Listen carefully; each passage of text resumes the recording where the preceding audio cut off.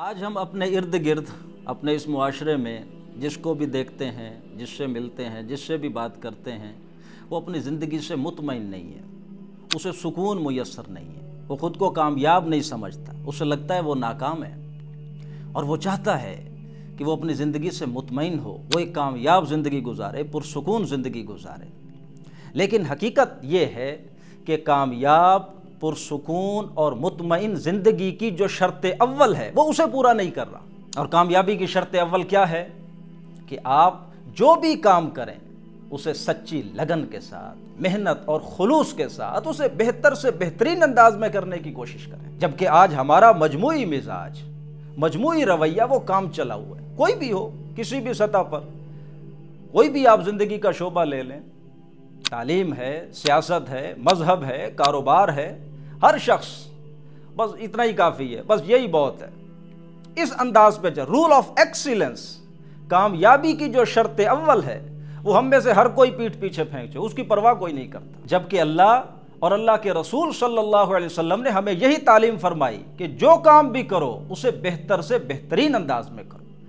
بلکہ سورۃ ملک کی وہ جو دوسری آیت ہے، الذی خلق الموت والحیات لیبلوکم ایکم احسن عملا، اس آیت میں تو اللہ نے مقصد ہی یہی بتایا ہے کہ لوگوں تمہیں میں نے پیدا ہی اس لیے کیا ہے تاکہ وہ دیکھے کون ہے تم میں سے جو اپنے کام کو بہتر سے بہترین انداز میں کرتا ہے۔ Role of excellence in the best possible manner, کون ہے جو اپنے کام کو اچھے سے اچھے انداز میں کرتا ہے۔ لیکن آج دیکھیے ہر شخص وہ کام یوں کرتا ہے، بھلے عبادات ہی ہوں، کہ جیسے کوئی سر سے وہ بوجھ اتارا ہے، کوئی فرض تھا بس اس کو پورا کر رہا ہے، اس کے اندر کوئی خوبی نہیں ہے، کوئی حسن نہیں ہے، کوئی اسے اچھا کرنے کی وہ کوشش نہیں کر رہا۔ جبکہ قرآن میں اللہ نے فرمایا احسنو، درجہ احسان پر رہو، احسان کی روش اپناؤ۔ یہ وہ حدیث جبریل والا احسان لائیں جس میں اللہ کے رسول نے فرمایا ان تعبد اللہ کأنک ترا، اللہ کی غلامی یوں کرو گویا جیسے اسے تم دیکھ رہے ہو۔ اللہ کا غلام، عبادت کرنے والا کوئی شخص اگر اس تصور کے ساتھ نماز پڑھ رہا ہو کہ میرا مالک مجھے دیکھ رہا ہے تو اسے کتنا اچھا بنائے گا، کتنا خوبصورت بنائے گا۔ تو یہ احسان، احسنو ان اللہ یحب المحسنین، اللہ تو پسند ہی محسنین کو کرتا ہے، اللہ تو محبت ہی محسنین سے کرتا ہے۔ اور میں آپ صلی اللہ علیہ وسلم کی ایک آپ کو حدیث سنا دوں، مسیء الصلاۃ کا واقعہ ہے جو بخاری شریف میں آیا ہے۔ حضرت ابو ہریرہ اس کے راوی ہیں، فرماتے ہیں کہ ایک شخص آیا مسجد نبوی میں، اس نے نماز پڑھی، نماز پڑھنے کے بعد وہ آپ صلی اللہ علیہ وسلم کے پاس آیا، اس نے سلام کیا تو آپ صلی اللہ علیہ وسلم نے اسے فرمایا ارجع فصلی فإنک لم تصلی، جاؤ بھائی دوبارہ نماز پڑھو، تمہاری نماز نہیں ہوئی۔ اس نے دوبارہ نماز پڑھی، پھر سلام کر کے آ کے بیٹھا آپ صلی اللہ علیہ وسلم کے پاس، آپ نے فرمایا ارجع فصلی فإنک لم تصلی، جاؤ پھر پڑھو، ابھی بھی نہیں ہوئی۔ اس نے تیسری دفعہ پڑھی، پھر آپ صلی اللہ علیہ وسلم کے پاس آیا تو آپ نے تیسری دفعہ بھی یہی کہہ دیا۔ تو پھر آگے سے اس نے کہا اللہ کے رسول میں جتنی اچھی نماز پڑھ سکتا تھا میں نے پڑھ لی، علمنی یا رسول اللہ، اب آپ میری تعلیم فرما دیجیے۔ تو آپ سنیے کہ آپ صلی اللہ علیہ وسلم نے اس کی تعلیم کیا فرمائی۔ آپ نے فرمایا جب تو نماز پڑھنے کے لیے کھڑا ہو تو کہہ اللہ اکبر، اور پھر جو قرآن تجھے آسانی سے تو پڑھ سکتا ہو، جو تجھے یاد ہو وہ پڑھ، اور پھر ثم ارکع، پھر رکوع کر، حتی تطمئن راکعا، رکوع اس طرح کر کہ تجھے سکون اور اطمینان نصیب ہو جائے، سکون کے ساتھ جھکو رب کے سامنے۔ ثم ارفع، پھر اٹھو، حتی تطمئن تعتدل قائما، تمہیں اطمینان ہو جائے کھڑے ہونے میں۔ ثم اسجد حتی تطمئن ساجدا، اور پھر سجدہ کر اس طرح کہ تجھے اطمینان نصیب ہو، تجھے سکون نصیب ہو سجدے میں۔ اور اسی طرح آپ صلی اللہ علیہ وسلم نے پوری وہ نماز اس کو بتائی۔ اب آپ ذرا سوچئے کہ جس شخص کی نماز کو 3 دفعہ اللہ کے رسول نے ریجیکٹ کیا، اس نے کیسے نماز پڑھی ہوگی؟ ظاہر ہے پہلی دفعہ تو اس نے ذرا تھوڑی لاؤبالی پن میں پڑھ لی ہوگی، لاپرواہی کے ساتھ، لیکن جب آپ صلی اللہ علیہ وسلم نے کہا جاؤ بھائی دوبارہ پڑھو، یہ نہیں ہوئی، تو دوسری دفعہ اس نے کیسے پڑھی ہوگی؟ آپ صلی اللہ علیہ وسلم بیٹھے دیکھ رہے ہیں، اس نے ذرا اچھا کیا ہوگا نا، یہ جتنے بھی ارکان ہیں نماز کے خوبصورتی کے ساتھ اس نے ادا کیے ہوں گے۔ لیکن جب آپ نے فرمایا دوسری دفعہ بھی نہیں ہوئی تو تیسری دفعہ اس نے اور اچھا کیا ہوگا، اور خوبصورت بنایا ہوگا اپنی نماز کو، لیکن تیسری دفعہ بھی آپ صلی اللہ علیہ وسلم نے کہہ دیا کہ نہیں ہوئی۔ اور پھر آپ نے تعلیم یہی فرمائی، دیکھو اپنی نماز کے یہ جو ارکان ہیں ان کو خوبصورتی کے ساتھ ادا کرو، ایسا نہ ہو کہ بس یہ تم کوئی فرض ہے جو ادا کر رہے ہو اور بوجھ ہے جو اپنے سر سے تم اتار رہے ہو۔ یہی تعلیم ہے اللہ کی اور اس کے رسول کی صلی اللہ علیہ وسلم کہ کام کو بہتر سے بہترین انداز میں کرو۔ یہ کام چلاؤ رویہ صرف وقت ضائع کرتا ہے اور انسان کو ناکامی کی طرف لے کر جاتا ہے۔ آج اگر آپ نے کامیاب زندگی گزارنی ہے، خوشی سے بھرپور سکون اور اطمینان والی زندگی گزارنی ہے، تو آپ کو ہر کام احسن عملہ کی بنیاد پر کرنا ہوگا، رول آف ایکسیلنس کے ساتھ۔ اور اگر کام چلاؤ رویہ اپنائیں گے، بس یہی کافی ہے، یہ والا رویہ، تو بس پھر یہ رویہ تو آپ کا وقت ضائع کرے گا اور آپ کو ناکامی کی طرف لے کر۔ الحمدللہ رب العالمین والصلاة والسلام علی رسولہ الکریم، اما بعد، اعوذ باللہ من الشیطان الرجیم، بسم اللہ الرحمن الرحیم، تبارک الذی بیدہ الملک وہو علی کل شیء قدیر، الذی خلق الموت والحیاۃ لیبلوکم ایکم احسن عملا۔ خواتین و حضرات، یہ بڑی جانی پہچانی دو آیات ہیں قرآن مجید کی سورہ ملک کی ابتدا میں سے۔ یہی مضمون سورۃ کہف کے پہلے رکوع میں بھی آیا ہے، انا جعلنا ما علی الارض زینۃ لہا لنبلوہم ایہم احسن عملا۔ برکت والی ہے وہ ذات جس کے ہاتھ میں بادشاہی ہے اور وہ غالب بخشنے والا ہے، جس نے زندگی اور موت کا یہ سلسلہ بنایا تاکہ وہ تمہیں آزمائے، ایکم احسن عملا، کون بہترین پرفارم کرتا ہے عمل کے لحاظ سے۔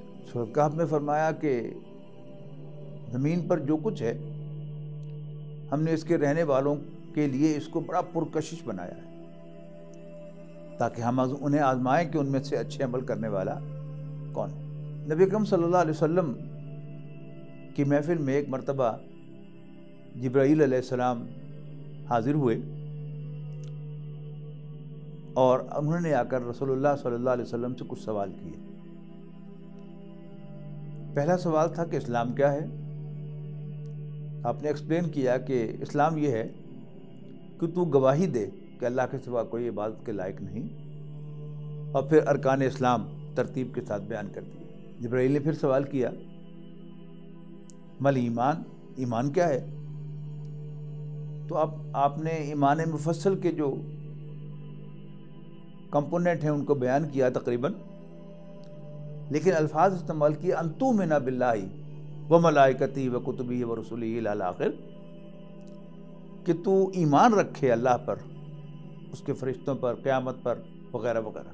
حضرت ابراہیم نے پھر سوال کیا ومل احسان یا رسول اللہ، اللہ کے رسول احسان کیا ہے؟ آپ نے فرمایا ان تعبد اللہ کأنک تراہ، کہ تو اللہ کی عبادت اس طرح کرے گویا تو اس کو دیکھ رہا ہے۔ فإن لم تکن تراہ فإنہ یراک، اور اگر تو ایسا نہ کر پائے تو کم سے کم یہ محسوس کرے کہ اللہ تمہیں دیکھ رہا ہے۔ یعنی ایمان کے یہ تین لیولز ہیں۔ ایک ہے زبان سے گواہی دے دینا، نو میٹر کتنا آپ کو یقین ہے، لیکن اس کے بعد پھر ایک اور لفظ استعمال کیا نبی اکرم صلی اللہ علیہ وسلم نے، ان تؤمن، کہ تو ایمان رکھے یعنی یقین رکھے۔ پھر یقین کی بھی ایک گہرائی یا اس کا بلند ترین درجہ کیا ہے کہ انسان کو ہر وقت یہ احساس ہو، یقین ہو کہ میں اللہ کو دیکھ رہا ہوں، اور ایسا نہ ہو تو کم سے کم یہ احساس ہو کہ اللہ مجھے دیکھ رہا ہے۔ جب انسان کو یہ احساس ہوتا ہے کہ آئی ایم بینگ واچڈ، اور پھر صرف پیسو وائس میں، مجہول میں بینگ واچ نہیں، مجھے میرا رب دیکھ رہا ہے، وہ رب جس کے حضور میں حاضر ہو کر اپنے اعمال کا حساب دوں گا، پوری زندگی کا حساب دوں گا، جب مجھے یہ احساس ہوگا کہ وہ مجھے دیکھ رہا ہے، اور پھر یہ یقین اتنا گہرا بھی ہو جائے تو انسان خود جیسے ایسا فیل کرے جیسے میں بھی اللہ کو دیکھ رہا ہوں، تو اس میں جو ایکسلنس پیدا ہوگی انسان کے عمل کے اندر، اس کا آپ تصور کیجئے۔ ایک تو یہ مراد ہے احسانوں سے، دوسرا حسن کے معنی خوبی، بیوٹی۔ احسن یحسن، احسان، مصدر وہی ہے، ماضی مضارع بھی وہی ہے، اس کا سمپل مطلب ہے نیکی کرنا، جیسے نماز جنازہ کی جو دعائیں ہیں ان میں سے ایک دعا ہے ان کان محسنن فزد فی احسانہ، اے اللہ اگر وہ نیک تھا تو اس کی نیکی میں اضافہ کر دے، یعنی اس کے نیک اعمال کو ملٹیپلائی کر دے، ان کو کئی گنا سے ضرب دے دے۔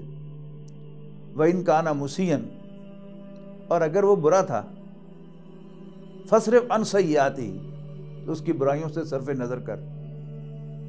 یعنی یہ دونوں مفہوم ہیں، یعنی ماضی میں آسانہ وہ کیا ہے، نیکی کرنا، اور ناؤن کے اندر احسن کیا ہے، بیسٹ پرفارم کرنے والا۔ لیکن یہ قرآن مجید کے دونوں مقامات جو ہیں، سورۃ ملک میں بھی اور سورۃ کہف میں بھی، یہ اچھا پرفارم کرنے کے معنوں میں ہے۔ یعنی جو سورہ کہف میں الفاظ ہے وہ کیا ہے کہ ہم نے زندگی زمین پر جو کچھ ہے اس کو اس کے رہنے والوں کے لیے بڑا خوش بنایا ہے، ان کو آزمانے کے لیے کہ کون بیسٹ پرفارم کرتا ہے، کون اچھا پرفارم کرتا ہے۔ یہاں کمپیریزن کیا ہے، ایک طرف دنیا کی کشش ہے جو اسے اللہ کے مقابلے میں کھینچ رہی ہے اپنی طرف، آخرت کے مقابلے میں کھینچ رہی ہے دنیا کی طرف۔ اس میں جو بیسٹ پرفارمنس کیا ہے کہ انسان آخرت کو پریفرنس دے اور دنیا کو نظر انداز کرے، اللہ کی پسند کو کنسیڈر کرے اور اللہ کی ناپسند کو جو ریجیکٹ کر دے۔ اور سورہ ملک کی آیت کے اندر بھی غور کیجئے کہ اس دنیا کا بنیادی امتحان کیا ہے، کہ ہم نے زندگی اور موت کا یہ سلسلہ بنایا ہے تاکہ ہم انسانوں کو آزمائیں کہ ان میں اچھے عمل کرنے والا کون ہے۔ یعنی آزمائش جو ہوتی ہے اس میں اگرچہ امتحان کے اندر یعنی ڈسٹنکشن بھی آتی ہے، لیکن امتحان کا بنیادی مقصد جو ہے فیل پاس کا فیصلہ کرنا ہوتا ہے۔